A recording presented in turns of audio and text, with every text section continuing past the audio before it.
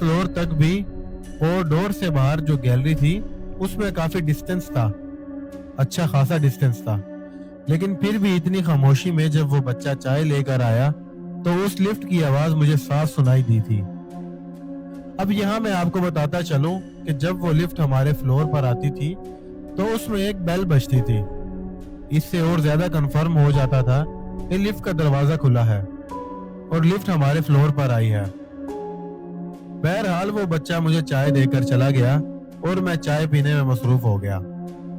काफी देर गुजर गई, मैं इन ख्यालों को झंझोड़ रहा था कि जल्द जल्द काम खत्म करके फिर घर के लिए निकलूं।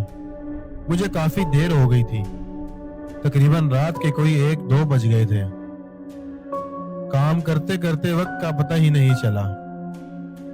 कब इतनी ज्यादा रात हो गई, काम अभी भी पेंडिंग था। काम करते करते वक्त का पता ही नहीं चला कब इतनी ज्यादा रात हो गई। काम अभी भी पेंडिंग था और मैं जल्दी जल्दी काम खत्म करने लगा। मेरे फोन में चार्जिंग खत्म हो रही थी। अब मैं यहाँ एक चीज आपको बताना भूल गया, मैं किसी और का सिस्टम इस्तेमाल कर रहा था और उसी के कैबिन में बैठा हुआ था। अब मेरे फोन में चार्जिंग खत्म हो रही थी। मैंने उठना था और थोड़ा आगे जाकर अपने कैबिन में अपने ड्रॉ से अपना फोन का चार्जर निकालना था और उसे अपने इस कैबिन में लाकर इस पर मोबाइल कनेक्ट करना था। मैं काफी देर से ये बात सोच रहा था कि अभी उठूं या अभी उठूं। अब मेरे फोन की बैटरी रेड हो गई और बेल देने लगी कि शायद फोन स्विच ऑफ हो जाएगा। मैं उठा और अपने कैबिन की तरफ बढ़ा। अंधेरा था तो फोन में बची कुछ लाइट से मैंने उसके कैबिन में लाइट मारी और अपनी चाबी से अपना ड्रॉ खोला और उसमें से चार्जर निकाला।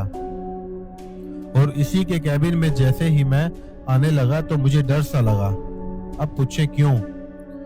क्योंकि वो लिफ्ट की आवाज आई थी, जैसे वो लिफ्ट मेरे फ्लोर पर आकर रुकी है।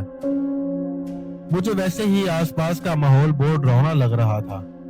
फिर ये लिफ्ट शायद कोई मेरे फ्लोर पर आया था, पर नामुमकिन था सिवाय इस चाय वाले के, और उसको भी मैंने फोन करके ही बुलाया था